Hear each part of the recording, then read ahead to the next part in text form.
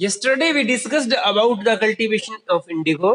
हमारे देश में इंडिगो का कल्टीवेशन किस परिस्थितियों में स्टार्ट हुआ, क्यों हुआ और कैसे हुआ, उस सब के बारे में हमने कल डिस्कस किया था। और इस इंडिगो कल्टीवेशन ने किस प्रकार से हमारे देश में एक एक्सप्लॉइटेशन का सिस्टम लागू कर दिया, हमारे जो पीजेंट्स थे उनका किस तरीके से एक्सप्लॉइटेशन होने लगा, वो हमने डिस्कस किया। आज हम डिस्कस करेंगे कि जब एक्सप्लॉइटेशन, वो कहते हैं जब किसी भी चीज को जब हद से ज्यादा एक्सप्लॉइटेशन होनी स्टार्ट हो जाती है तो उसके बाद लोग उसके विरुद्ध हो जाते हैं और एक रिवोल्ट, एक विद्रोह पैदा होता है। सेम एज इट इज हुआ कि जब ज्यादा एक्सप्लॉइटेशन होने लगा तो हमारे देश में क्या हुआ, रिवोल्ट होने लगा उसके अगेंस्ट। और किसानों ने क्या किया, काम करने से और इंडिगो उगाने से मना कर दिया। चलो आज हम पढ़ रहे हैं इसी के बारे में, इंडिगो रिवोल्ट के बारे में। सबसे पहले ये बंगाल में हुआ था। कंसिक्वेंटली जब लोगों का एक्सप्लॉइटेशन होने लगा, एक तो प्राइस उनको लेबर का कम मिल रहा था, दूसरा एक बार लोन मिलने के बाद में फिर बार बार वो लोन के साइकिल में पड़ जाते थे, तीसरा कल्टीवेशन की वजह से, कल्टीवेशन ऑफ इंडिगो की वजह से उनकी फर्टिलिटी लैंड की खत्म हो जाती थी, वो बेचारे राइस उगाने लायक ही नहीं बचते थे। इन सब वजह से क्या हुआ, एक्सप्लॉइटेशन होने लगा और उसके खिलाफ लोगों ने रिवोल्ट्स, क्या कहते हैं ना, एक विद्रोह पैदा कर दिया, रिवोल्ट पैदा कर दिया। Consequently, thousands of riots in Bengal. Riots माने क्या होता है आपका, ट्रेडिशनल कल्टीवेटर्स, जो ओरिजिनल कल्टीवेटर्स हैं उनको रियोट्स कहते हैं। बंगाल के उन्होंने मना कर दिया, refuse to grow indigo, indigo उगाने से मना कर दिया। Those peasants who still worked for the planters were socially boycotted. क्या हुआ, वो पीजेंट्स, वो किसान हु जो स्टिल अभी भी वर्कड काम कर रहे थे फॉर द प्लांटर्स, अंग्रेज जो प्लांटर्स थे उनके लिए, वर सोशली बायकॉटेड। बायकॉट मानी क्या होता है, बहिष्कार करना, उनको सामाजिक रूप से बहिष्कार कर दिया गया। हमारे देश के बंगाल के जो रियोट्स थे उन्होंने क्या किया, नील उगाने से मना कर दिया, और इसके बावजूद जो लोग अभी भी नील उगा रहे थे उनका बायकाट कर दिया। Ryots armed with swords and spears, bows and arrows attacked indigo factories. किसानों ने हाथों में तलवार लेकर के, स्पीयर्स भाले लेकर के, बोज तीर लेकर के, और एरोज, एरोज तीर और कमान लेकर के इंडिगो की जो फैक्ट्रियां थी उनके ऊपर क्या कर दिया, अटैक कर दिया। दे रिफ्यूज्ड टू पे rent of the two the planters, उन्होंने मना कर दिया प्लांटर्स को क्या देने से, रेंट देने से।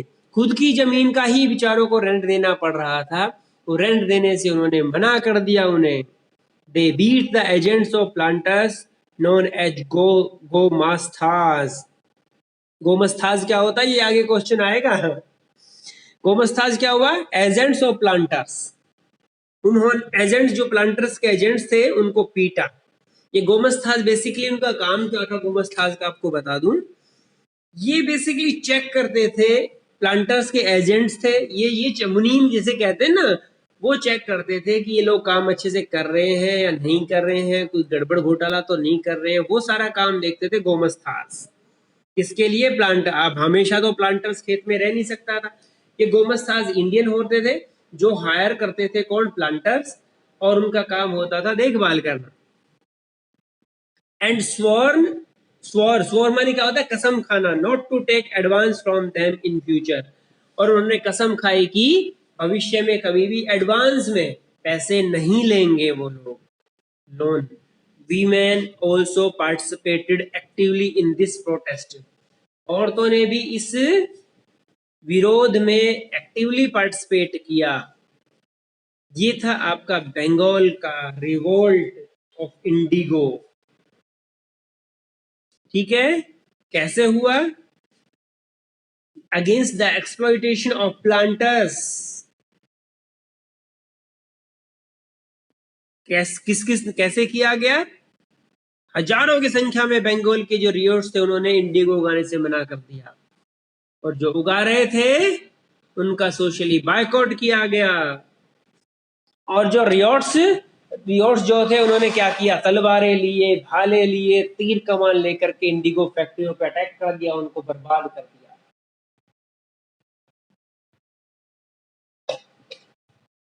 इसके अलावा जो गोमस्थास थे उनको मारा, पीटा और भविष्य में उनसे लोन लेने से मना कर दिया। It was the intentionally oppressive nature of Indigo system that was at the root of the rebellions. ये जो रेबिलियंस थे, रेबिलियंस का मतलब विद्रोही, ये विद्रोह जो था इसका कारण क्या था आपको पता है? इसका मेन कारण था intentionally oppressive nature of Indigo system. ये जो नील उगाने का जो सिस्टम था ये हद से ज्यादा ऑप्रेसिव था, हद से ज्यादा शोषण करने वाला था। इस कारण से लोगों ने इसके खिलाफ खड़े हुए। हालांकि इससे पहले भी शोषण हो रहे थे हमारे देश की जनता पे, लोग किसके खिलाफ नहीं हुए, लेकिन ये जो इंडिगो सिस्टम था ये इंटेंशनली ऑपरेसिव था, इस कारण से लोगों ने इसका विरोध किया। हाउएवर फिर भी they expected support from local zamindar, intellectuals as well as the British government. फिर भी किसान जो थे उन्होंने ये आशा की कि लोकल जमींदार है वो उनको सपोर्ट करेंगे, और ब्रिटिश गवर्नमेंट भी सपोर्ट करेगी कि ये प्लांटर्स जो थे, ब्रिटिश प्लांटर्स जो थे वो उनका शोषण कर रहे थे, इसके खिलाफ वो कदम उठाएगी और लोकल जमींदार भी इस चीज का बाइकाट करेंगे। ये आशा थी उन रियोट्स को, उन किसानों को। Zamindars were unhappy with the increasing power of planters and were also annoyed at being forced by them to give them their land on long lease. इसके अलावा जमींदार जो थे वो नाखुश थे। क्यों थे? क्योंकि प्लांटर्स की पावर लगातार बढ़ रही थी, और अनॉयड वो मतलब क्या थे? परेशान थे इस बात को लेकर के कि उन्हें मजबूरी में उनकी जमीन प्लांटर्स को लंबे समय के लिए लीज पर देना पड़ रहा था, वो भी सस्ते रेटों में। क्योंकि मैंने आपको बताया यहाँ पे दो चीजें, दो प्रकार का आपका इंडिगो सिस्टम था। एक रेवती सिस्टम था, एक आपका निज कल्टीवेशन था। निज कल्टीवेशन में तो क्या होता था, आपके जो आपके जमींदार जो थे उनसे वो क्या करते थे? हायर लेते थे, हायर करते थे वो लोग जमीन को, जमींदारों से रेंट पे लेते थे, उनके साथ लीज पे लेते थे, और लेबर से क्या करवाते थे? कल्टीवेशन करवाते थे। ये तो था आपका निज कल्टीवेशन। और रेवती सिस्टम में क्या था कि उन्होंने जमींदारों से नहीं बल्कि उन किसानों से ही क्या किया? कॉन्ट्रैक्ट साइन करवाया। उनको क्या करते थे? बदले में उनको बीज भी देते थे, उनको इक्विपमेंट भी देते थे, उनको उधार भी देते थे, और बदले में वो इंडिगो उगा करके उनको देते थे। अब इंडिगो से पेट थोड़ा ना भरता है भाई। मतलब वो बेचारे अपने ही खेत के ऊपर मजदूर बन के रह गए, और वो राइस वगैरह नहीं उगा सकते थे अपने परिवार के लिए। तो ये दोनों ही नेचर के अंदर क्या था? ये ऑप्रेसिव था, और जमींदार जो थे वो भी परेशान थे क्योंकि उन्हें लॉन्ग टर्म के लिए लीज पर देना पड़ रहा था अपनी जमीनें। With the spread of rebellions, intellectuals from Calcutta rushed to indigo districts. जैसे जैसे रेबिलियन फैला, कैलकाटा से स्टार्ट हुआ और ये इंडिगो उगाने वाले जो डिस्ट्रिक्ट्स थे उनमें फैल गया। They wrote about the miseries of the ryots. उन्होंने रियोट जो थे, किसान जो थे, उनकी हालात के बारे में लिखा उन लोगों ने। जो वहां उस वक्त के जो पत्रकार थे, जो आपके मैगजीन्स निकाला करते थे उन्हें। And trainee of the planters, और प्लांटर्स की जो ट्रेनी का मतलब क्या होता है? उनकी जो शोषण करने वाली नीतियां जो थी उनके बारे में लिखा। And the horrors of the Indigo cultivation system, Indigo cultivation system की जो हॉरर्स थे, डर जो था, भय जो था, जो खतरा जो था, और उसके बारे में उन लोगों ने लिखा। उस वक्त के लेखकों ने अपने मैगजीन्स में, अपने लेखों में लिखा। The famous Bengali author Dinabandhu Mitra wrote a play Neel Darpan. उस वक्त के बंगाली ऑथर थे जिनका नाम था दीन बंधु मित्र, उन्होंने एक नाटक लिखा था जिसका नाम था नील बंधु,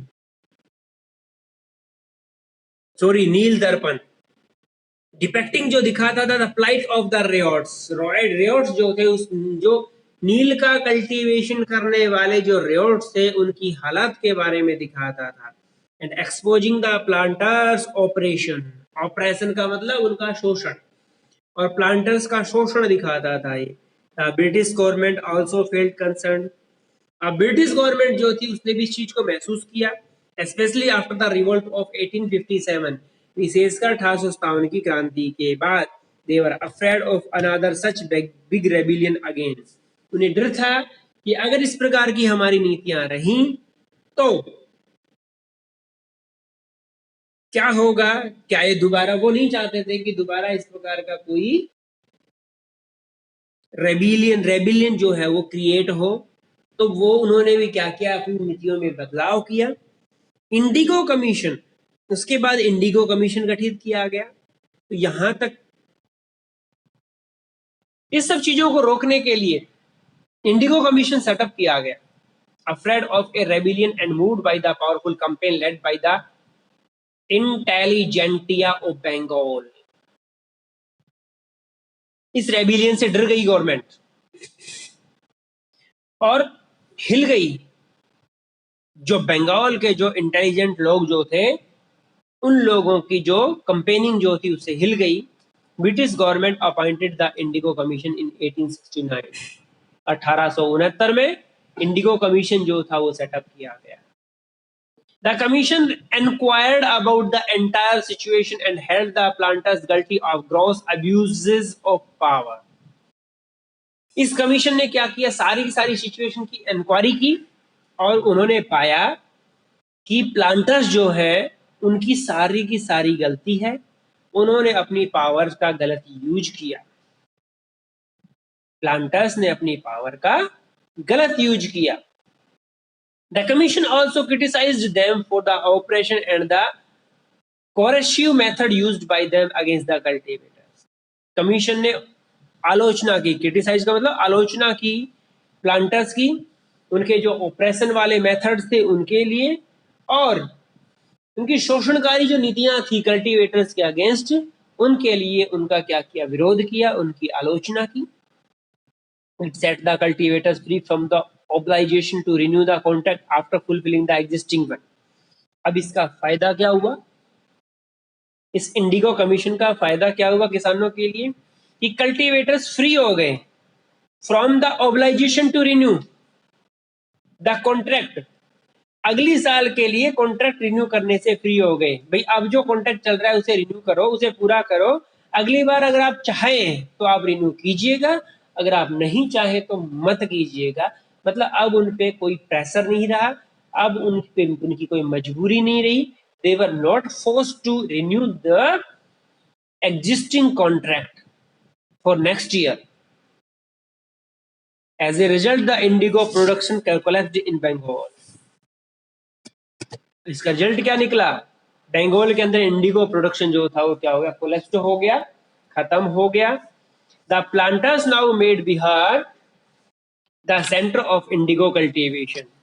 अब प्लांटर्स ने क्या किया, बंगाल को छोड़ करके बिहार को इंडिगो का सेंटर, इंडिगो कल्टीवेशन का सेंटर बनाया।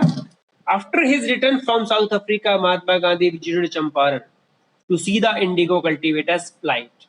अब महात्मा गांधी की शुरुआत होती है यहीं से, हमारे देश की राजनीति में महात्मा गांधी की शुरुआत चंपारण से होती है, नील सत्याग्रह से होती है। His visit marked the beginning of the Champaran movement against Indigo planters. वहां भी इंडिगो प्लांटर्स ने एक्सप्लॉयटेशन किया और उसके अगेंस्ट क्या किया, उन्होंने चंपारण मूवमेंट किया था। तो ये था आपका